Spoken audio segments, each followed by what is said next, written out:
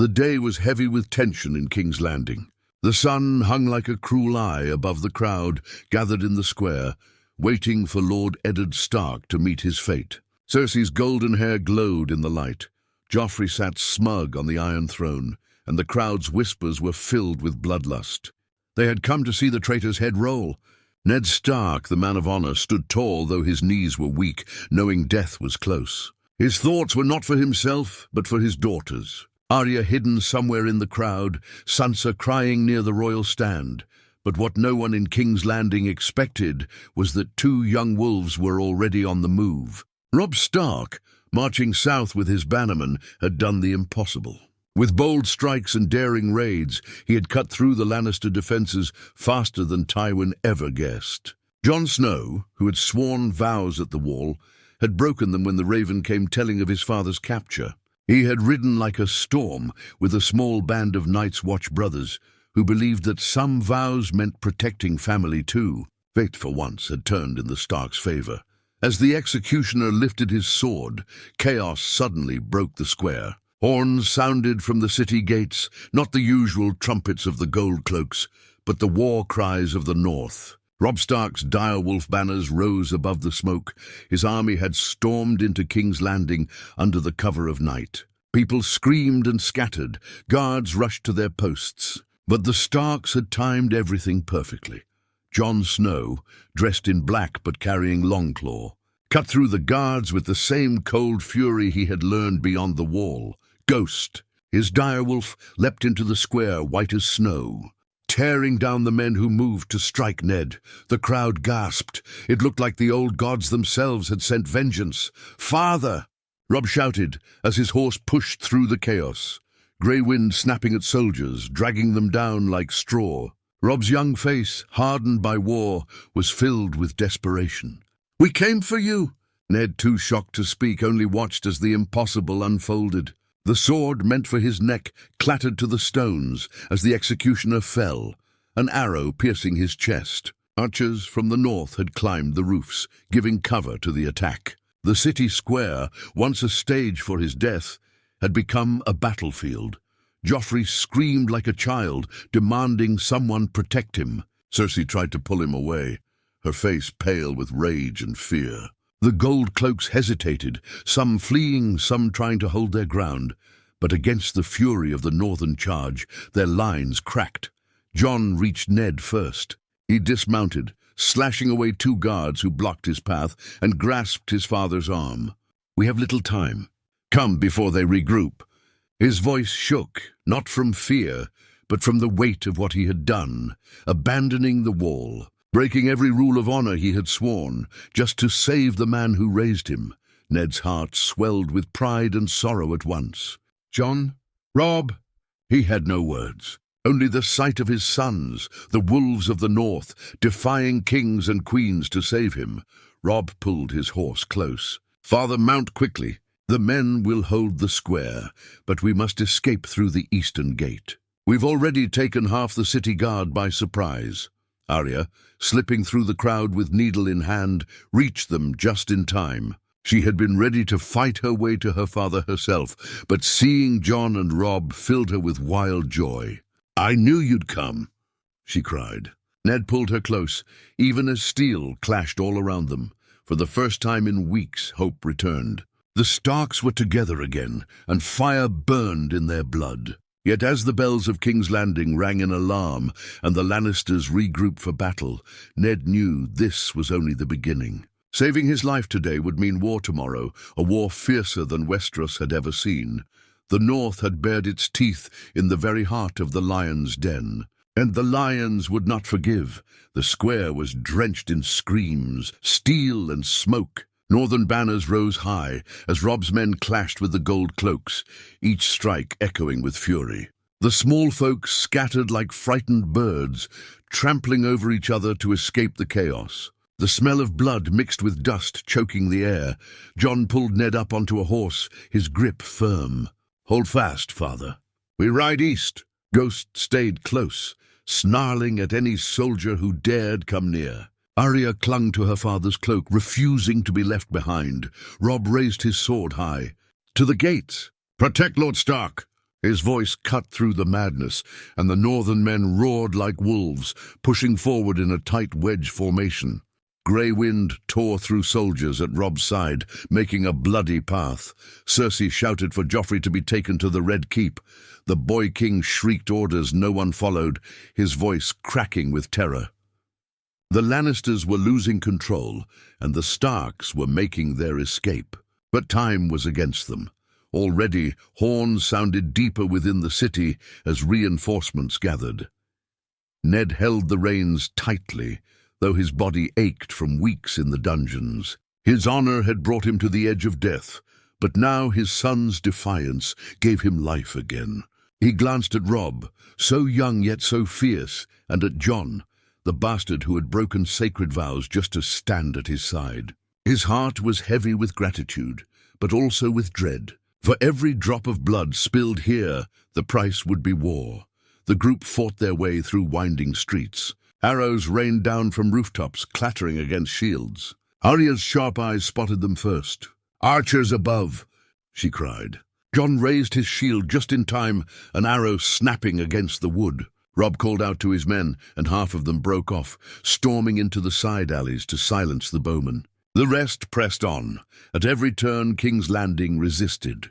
Barricades were thrown up, gold cloaks rallied in pockets, and loyalists of the crown hurled stones from windows. But the north had come with fury and preparation. Robb's scouts had mapped the eastern gate, the fastest way out. If they could reach it, they had ships waiting in Blackwater Bay, smuggled in by sympathizers who hated the Lannisters' rule. "Faster," Robb urged, though his horse was slick with blood and sweat. Grey wind darted ahead, scattering soldiers. Ghost stayed by Jon's side, leaping with terrifying grace, pulling men down by their throats. The sight of two direwolves together sent fear through the enemy ranks. Some called them demons. To the Starks, they were hope. Arya, still clutching needle, refused to hide. When a soldier tried to grab her, she drove the little blade straight into his thigh, darting back before Jon cut the man down. Ned's heart nearly stopped at the sight of his youngest daughter fighting, but Arya's eyes were blazing with Stark fire. "I can fight," she told him, and he knew she meant it. The eastern gate finally came into view, but it was already guarded. Dozens of gold cloaks had formed a shield wall blocking the way. Behind them, the massive iron-banded gates were locked shut. Escape seemed impossible. Robb's face hardened. "Then we break them!" His bannermen roared in agreement. They lowered spears and charged as one, crashing into the gold cloaks with the force of a hammer. Steel rang, men screamed, and blood painted the cobblestones. Grey wind ripped through the shield line. Jon and Ghost cut down the flank, and Robb himself struck like a storm, his sword finding every gap in the enemy's armor. The fight at the gate was brutal. More and more Lannister soldiers poured into the square behind them, trying to trap the Starks between hammer and anvil. Time was slipping away. Ned fought to stay steady in the saddle, his body weak but his spirit unbroken. "You must go," he shouted to Robb. "Save yourselves even if I fall." Robb snarled back, "We do not leave family." His sword slashed another guard down. Jon spotted the gate controls above the wall, where a handful of men operated the chains. Without hesitation, he leapt from his horse and sprinted up the narrow stone stairs, Ghost bounding beside him. Steel clashed on the steps as guards tried to block him, but Jon's fury was unstoppable. Longclaw gleamed in the sunlight, cutting men down one by one. Ghost lunged, dragging another off the stair, sending him screaming to the stones below. At the top, Jon hacked through the last guard and seized the wheel. With a grunt, he forced it to turn. The chains rattled, groaning as the gate slowly opened. Robb's men cheered and surged forward, cutting through the last of the gold cloaks. The path was open. "Through the gate," Robb commanded. The Starks thundered out of King's Landing, their banners snapping in the wind, direwolves leading the way. Behind them chaos reigned, smoke, blood, and the furious shouts of the Lannisters, who had just watched their greatest prize slip from their fingers. Cersei stood on the steps of the Red Keep, her face pale as death, her eyes full of hatred. "This means war," she whispered, clutching Joffrey's trembling hand, and she was right. For though Ned Stark now rode free with his children and his sons beside him, The price of his salvation would be paid in fire and steel. The War of the Five Kings had just found its spark, and it burned brighter than ever. The road east was a blur of hooves, smoke, and blood. The Starks had broken free of King's Landing, but danger still chased them like a shadow. Robb's men rode hard, shielding their lord and his family in the center, while scouts stayed behind to slow the pursuit. The cries of horns echoed through the city walls, warning every Lannister loyalist that the traitors had escaped. Ned gripped the saddle tightly, his body weak from chains and hunger, but his mind sharper than it had been in weeks. He looked around at the sons, who had risked everything for him. Robb, hardened by command, far too young. Jon, fierce and reckless, his bastard's oath shattered but his love for family burning bright. And Daria, her small face smeared with dirt and blood, still clutching needle like she was ready to stab the world itself. "My children," Ned muttered, his voice hoarse. "The gods have spared me today, but at what cost?" "The cost will be theirs," Robb answered, his voice cold. "The Lannisters will pay for every chain they put on you, father. For every lash, every insult. We will bring them down." Ned turned to him sharply. "Do not speak so lightly of war, Robb. You've not yet seen what it makes of men. It is not glory, it is ruin." But Robb's young eyes did not waver. "We are already at war. There is no turning back." They rode through the night until the lights of King's Landing faded behind them. At last, on a quiet hill overlooking Blackwater Bay, Robb's captains gathered with what remained of their host. The men were weary but alive, and their banners flapped in the night wind. The ships Robb had secured waited in the waters below, ready to carry them northward. Jon helped Ned dismount, steadying him when his knees buckled. Ghost and grey wind prowled around the camp, their red eyes glowing in the firelight. The men whispered at the sight of the dire wolves, swearing the old gods had blessed this escape, but not all were calm. Catelyn Stark was there, waiting, her face pale with relief and fury both. She rushed to her husband, tears spilling as she touched his bruised face. "Ned, my love." Her voice broke, and for a moment they were simply man and wife, reunited after too much pain. Then her gaze turned sharp on Jon. "You should not be here. You broke your vows. Do you know what that means?" Jon bowed his head, guilt pressing heavy on his shoulders. "I know, but I could not let him die." His voice was steady. "Call me oathbreaker, call me bastard. It does not matter. He is my father in all but name. I will not regret this." Robb stepped in quickly. "Jon saved us all tonight. Without him, we would still be trapped in those streets. The Night's Watch may call him traitor, but to me he is brother and hero." Catelyn's lips tightened. She said no more, but her eyes told the truth. She would never see Jon as her own. Still, she held her silence, for there were greater matters at hand. Around the fire, the Stark bannermen spoke in low, heated voices. Some wanted to sail north immediately, to regroup at Winterfell, where they would be safe. Others urged Robb to strike now, to press their advantage before the Lannisters gathered their strength. All knew the realm would soon be drowned in blood. "The boy King Joffrey will not forgive this," said Great Jon Umber, slamming his fist on the table. "You snatched Ned Stark from his very claws, in front of half the city. His pride alone will drive him to war." "And Cersei is not one to wait for her prey," added Rose Bolton, his pale eyes gleaming strangely in the firelight. "She will rally her forces quickly. We should not linger here." Ned listened to them argue, his heart heavy. He had fought wars before, seen kingdoms torn apart, and he knew too well what lay ahead. Yet he also knew there was no peaceful road left. The lions and the wolves had bared their teeth, and neither would back down. When the men quieted, Ned spoke, his voice low but firm. "This war will not be won with swords alone. We must win with honor, with truth. Robert Baratheon is dead, and the realm lies in the grip of vipers. If we fight not only for the North, but for all of Westeros. For justice, for the crown that has been stolen." Robb's hand tightened on his sword hilt. "Then we will fight, and we will win." Jon, standing apart from the captains, looked out toward the dark waters of the bay. His thoughts churned like the sea. He had broken his vows, and he knew the Night's Watch would brand him deserter. But for the first time in his life, he felt he truly belonged. Not as a bastard, not as half-blood, but as a Stark standing shoulder to shoulder with his family. Whatever came, he would fight for them. In the distance, thunder rolled across the night sky. Yet it was no storm. From the walls of King's Landing, fires still burned and horns still sounded. The Lannisters were already mustering their fury.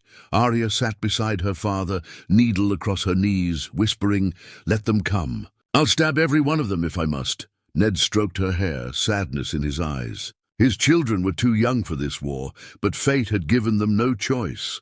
The wolves of the north had escaped the lion's den, but their howls had awakened the kingdom. And now all of Westeros would burn. Morning broke cold and grey over the encampment near Blackwater Bay. The Starks had rested little, their dreams haunted by steel and fire. Word from spies came swiftly. The Lannisters had sealed King's Landing, and Cersei had declared Ned Stark the worst traitor the realm had ever known. Joffrey, furious at losing his prize, had promised a bounty for Jon Snow's head, calling him the Black Wolf who betrayed the crown. Ned listened grimly. "They will paint us as villains. The realm will believe what the Lannisters command. Then let them believe," Robb said fiercely. "We'll answer with steel, not words." But it was not so simple. War needed more than courage. It needed allies. Already, ravens had flown north to Winterfell, calling bannermen to arms. Yet in the south, the river lords looked to Riverrun, and the Vale still bent to Lysa Arryn, who hid in her mountain stronghold. The Starks were brave, but bravery alone would not feed an army or win a throne. That morning, a council was held beneath the flapping banners of the direwolf. Catelyn stood beside her husband, her face stern as stone. Greatjon Umber argued for marching straight to Harrenhal, to burn every Lannister garrison on the way. Roose Bolton counselled caution, urging they retreat fully north before Tywin Lannister brought his main host to bear. The voices clashed like swords, no side giving ground. Jon stayed silent, standing near the edge of the council. He was no lord, no commander, yet his instincts itched. He had learned to listen beyond words at the wall, where survival often depended on spotting what others missed. And what he felt now was dread. The Lannisters were too quiet. That dread proved right. By midday, scouts returned, breathless and bloody. "They come," one cried. "The lions are upon us." From the west, the banners of House Lannister rolled across the hills like a tide of red and gold. Tywin Lannister himself had moved faster than any believed possible, his legions sweeping eastward to cut the Starks off before they could sail. Their camp was about to become a battlefield. Panic stirred among the men, but Robb leapt atop his horse, grey wind snarling at his side. His voice rang like steel. "Form ranks! Shields in front, pikes behind. The North remembers, and today the lions will learn it." The men rallied, pulling into formation as horns sounded. Ned, though weak, mounted his own horse and drew his sword. "I will not hide while my sons fight," he declared. Jon rode up beside him, Longclaw gleaming. Ghost bared his teeth, ready for the slaughter. Then the lions struck. The ground shook with the thunder of hooves as Lannister cavalry charged. Arrows darkened the sky. Shields splintered, men screamed, and the clash of armies erupted in a storm of chaos. Robb led the center, his sword flashing, grey wind ripping through enemy horses, turning the charge into ruin. Jon fought at the flank, Ghost leaping beside him, tearing out throats. His training at the wall served him well. Every strike measured, every move deadly. He cut down night after night, but still they pressed, an endless tide of steel. Ned fought as best he could, his strength waning, but his spirit unbroken. He guarded Arya, who had refused to stay behind with the camp followers. Needle flashed in her small hands, and though she was no match for armored knights, the sight of her blade gave Ned both terror and pride. The battle raged bloody and cruel. The Starks held their ground, but numbers told the truth. For every lion that fell, 2 more pressed forward. Tywin's army was too vast, too prepared. Slowly the wolves were being pushed back toward the sea. Robb saw it too. His face was streaked with blood, his voice hoarse as he shouted orders. "Hold the line! Do not yield!" But even as he spoke, a cry went up from the rear. Lannister ships had cut off their escape by sea. They were trapped. Catelyn's heart sank as she watched from the ridge. The trap had closed. Her sons fought like true wolves, but even wolves could be caged and slaughtered. She turned to the bannermen near her. "If we stay, all is lost. We must break free." At that moment, Jon appeared, dragging Ghost back from the fight, his chest heaving. "Robb!" he shouted. "We can't win here. We must fall back, regroup in the Riverlands. Live to fight another day." Robb's eyes burned with refusal. "No, I won't run from them." Ned rode up then, blood on his lips, his face pale. "Listen to him. A lord's duty is not to die in one glorious charge. It is to keep his people alive." Robb's jaw clenched. He looked out over the battlefield. His men dying, the lions pressing harder, the gate to the sea closed. Slowly, painfully, he gave the order. "Sound the retreat." The horns blared. The Northmen pulled back in ragged lines, covering one another as best they could. Robb, Jon, and Ned stayed at the rear, fighting furiously to protect the retreating host. Grey Wind and Ghost tore through any who dared follow. Arya was pulled onto a horse and forced away by loyal guards, screaming that she could still fight. By nightfall, the battle was lost. Thousands of Northmen lay dead on the fields near Blackwater, their banners torn, their blood soaking the earth. But the Starks had survived, broken, bleeding, but alive. They vanished into the night, retreating toward the Riverlands, hunted wolves in a kingdom that now thirsted for their blood. Behind them, Tywin Lannister stood among the carnage, his golden armor untouched. He gazed toward the dark horizon where the Starks had fled, his lips curling into a cold smile. "They have stolen our prey once," he said, "but wolves cannot hide forever. We will burn the North to ashes before this is done." And so the Game of Thrones had entered its bloodiest chapter yet. The retreat northward was bitter and cruel. The once proud northern host, who had stormed into King's Landing like conquering wolves, now limped through the Riverlands, broken and bloodied. Their banners were tattered, their numbers thinned, and their spirits heavy with defeat. Yet the Starks still breathed, and that alone kept hope alive. Every village they passed bore scars of war. Fields burned, homes abandoned, corpses left for crows. The Riverlands were suffering already under the Lannisters' wrath. Tywin's men had struck fast, torching farms and slaughtering innocents to smoke the wolves out. The people, terrified and starving, looked to the Starks with pleading eyes. Some offered bread and water, others begged for vengeance. Ned felt the weight of every gaze. His honor demanded justice, but his heart knew the truth. War had turned the realm into a butcher's yard, and he had brought his children into it. Every night, as he sat by the fire, he whispered a silent prayer that he had not doomed them all. Robb, however, grew harder with every mile. Defeat had only sharpened him. "We lost the battle, not the war," he told his bannermen. "The North remembers. We will rise again." His voice carried the fire of youth, and his men followed, but his eyes were older now, colder, sharper, more dangerous. Jon walked a line between both. He fought beside Robb, guarded Ned, comforted Arya, but inside he battled his own demons. Every raven that flew overhead reminded him of the wall, of the oath he had broken. Somewhere far north, his brothers still stood against the darkness beyond the wall, and here he was, spilling blood in a war of kings. At times guilt gnawed him raw. At others he felt only pride, that for once he truly belonged. One evening, as they camped near the banks of the Trident, a rider approached beneath a banner of a silver trout, House Tully. Catelyn's heart leapt at the sight. Her brother, Edmure Tully, had come with men from Riverrun. At last, allies. The Tully camp welcomed them warmly, but Ned saw unease beneath the smiles. Riverrun itself was under siege by the Lannisters, and Edmure's position was desperate. He needed the Starks as much as they needed him.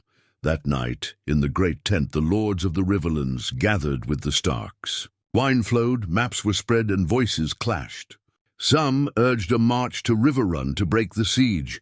Others demanded striking at Harrenhal to weaken Tywin. But one voice carried above the rest, that of Rose Bolton. "Recklessness will only kill more men," Bolton said, his pale eyes glinting in the firelight. "We must strike carefully with guile. Wolves may fight with teeth, but serpents strike with silence. The Lannisters expect us to charge. Instead, we should bleed them slowly, raid their supply lines, and vanish before they strike back." Robb bristled. "The North does not skulk like thieves in the night. We face our foes head-on." Bolton's lips curved into a thin smile. "And how did that serve us at Blackwater?" The tent fell silent. The sting of defeat hung heavy. Robb's pride battled with reason, but Ned placed a hand on his son's arm. "There is wisdom in caution. A war is not won in a single stroke. Let the lions bleed until they tire." Reluctantly, Robb nodded, but something in Bolton's eyes made Jon uneasy. They were too cold, too calculating, like a man who saw every ally as a piece on the board to be sacrificed.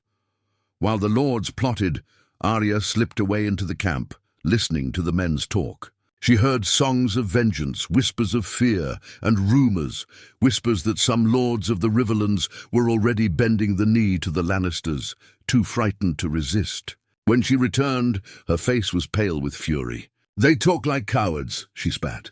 "If they won't fight, I'll kill every lion myself." Ned pulled her close, sadness in his eyes. "Child, war is not glory. It's death and grief. You will understand in time." "I already understand," Arya muttered, clutching needle. "The Lannisters will never stop until we stop them." The council ended with no clear decision. The Starks would rest at Riverrun, but every man knew it was only a pause before the storm. That night, as the camp slept, Jon stood watch near the riverbank. Ghost prowled silently, ears twitching at every sound. Jon's mind turned northward, to the wall, to Sam, to the shadows in the forest. He wondered if he had traded one war for another, and which was worse. But as dawn broke, riders came from the east, carrying banners of a golden rose, the Reach. To everyone's shock, a message was read aloud. House Tyrell had declared for King Joffrey. Their armies were marching to join the Lannisters. The camp erupted in panic. The Tyrell's strength was vast, too vast. With them, the lions were unstoppable. Ned's heart sank. "The realm is lost to us," he whispered. "The lions grow stronger by the day, and our allies are scattered. Unless we find greater strength, we cannot hope to stand." Robb slammed his fist against the table. "Then we will find it. If the South turns against us, the North will rise. Every man, woman, and child will fight if they must. Let them come with roses and lions. We will drown them in snow and steel." But even as he spoke, Jon noticed Rose Bolton's eyes gleam with something unspoken, a thought too dangerous to share. The wolves had found allies, but shadows crept within their own ranks, and soon betrayal would strike closer than any Lannister blade. The walls of Riverrun stood tall, banners of the silver trout flying proudly above. Yet inside the air was heavy with dread. The Starks had escaped King's Landing, survived Blackwater's slaughter, and found shelter with their Tully kin. But every man in the castle knew it was only a pause before the storm. News came swift and cruel. Tywin's host grew larger each day. With the Tyrells at his side, his army was now twice the size of the North's. Ravens carried rumors that Stannis Baratheon was gathering ships. Renly claimed his own crown in the south, and everywhere chaos spread. The realm was a board of knives, and the Stark stood in the center. Robb moved through the halls with fire in his eyes, speaking to captains, sharpening blades, preparing for another fight. His men whispered, "The young wolf," with pride, but pride could not erase hunger, fear, and loss. Jon walked the battlements at night, Ghost at his side, always restless. He felt eyes on him often, not Lannister eyes, but those of his own allies. Some riverlords saw him as nothing more than a bastard who had broken holy vows. Others saw him as dangerous, a boy who had no place among lords, but carried himself like one anyway. And in the shadows, Jon noticed Bolton's men watching too closely, their faces unreadable. Ned, though recovering from his wounds, remained burdened by guilt. He had been saved, but at what cost? Thousands of northern lives had been lost to free him. Every morning he prayed quietly, not for victory, but for his children's survival. He could see the war already carving scars into them, Robb hardened by command, Arya sharpening her hatred, Jon torn between love and oaths. Even Sansa, still held in King's Landing, weighed on his heart like a stone. Then betrayal struck. It began quietly. A missing guard, a gate left unlatched, whispers of movement in the night. By the time horns sounded, the trap had already been sprung. Lannister banners rose in the darkness, flooding toward Riverrun. Somehow Tywin had known exactly when and where to strike. Treacherous filth. Jon roared, dragging on his armor as arrows rained over the walls. "Someone opened our gates!" All eyes turned to Roose Bolton, but his face was calm, unreadable as ever. "Do not waste breath on accusations. Fight or we all die." Steel clashed in the courtyards as Lannister soldiers swarmed. Fire spread quickly, turning Riverrun into a blazing pit. The screams of wounded men echoed through stone halls. Robb fought like a storm, grey wind at his side, cutting down night after night. "To me!" he shouted, rallying his men. His sword arm was tireless, his courage unshaken, but the tide was endless. Jon fought near the gate, Longclaw dripping with blood. Ghost lunged into the melee, tearing men apart with terrifying savagery. "Hold the line!" Jon cried. Though every step forward was swallowed by 10 backward, Ned was pulled toward the inner keep by Catelyn, Arya at their side, needle flashing. Arya had already cut down one soldier who tried to grab her small face hard as stone. "I won't hide," she shouted, but Catelyn dragged her on, desperate to keep her children alive. Then came the worst blow. Amid the chaos, Bolton's men suddenly turned their blades not on lions, but on wolves. They cut down Stark's soldiers from behind, their betrayal swift and merciless. Robb's eyes widened as he saw his own bannerman stab through his ranks. "Bolton!" he roared, betrayal shaking his voice. "You dare!" Roose's pale face appeared through the smoke. "The North does not need 2 kings," he said coldly. "The Lannisters pay better than loyalty to dying wolves." Before Robb could strike him down, a Lannister spear pierced his side. Grey wind leapt to defend him, ripping into soldiers, but the chaos swallowed them both. Jon fought his way to Robb, cutting down man after man. "We must go," he shouted, dragging his brother away. Robb was bleeding but alive, his teeth clenched against the pain. Together, with Ghost and Grey Wind clearing a path, they pulled back toward the river. The castle was lost. Fire consumed it, screams echoed, and betrayal cut deeper than steel. On the banks of the Trident, the Starks gathered what little they could. Robb, pale and wounded, refused to fall. "We are not finished," he growled. "Let them burn Riverrun. We are wolves. We do not die in cages." Ned gripped his son's shoulder, torn between pride and despair. "The realm bleeds, and it will bleed more. But we are still together. While we live, the North still has hope." Arya stood with needle ready, her eyes wild, her voice steady. "Let's go home. Let's take back Winterfell, and then we kill them all." Jon looked at his family, battered, broken, but unyielding. His heart ached with conflict, but he knew one truth. His place was here, not at the wall, not in the shadows. He was a wolf, too. Behind them Riverrun burned, and the screams of the fallen echoed into the night. The lions had struck, the traitors had revealed themselves. But the Starks had survived once more, and survival, for wolves, was enough. For when winter came, it would not be lions or roses that ruled the realm. It would be the North. The game was far from over.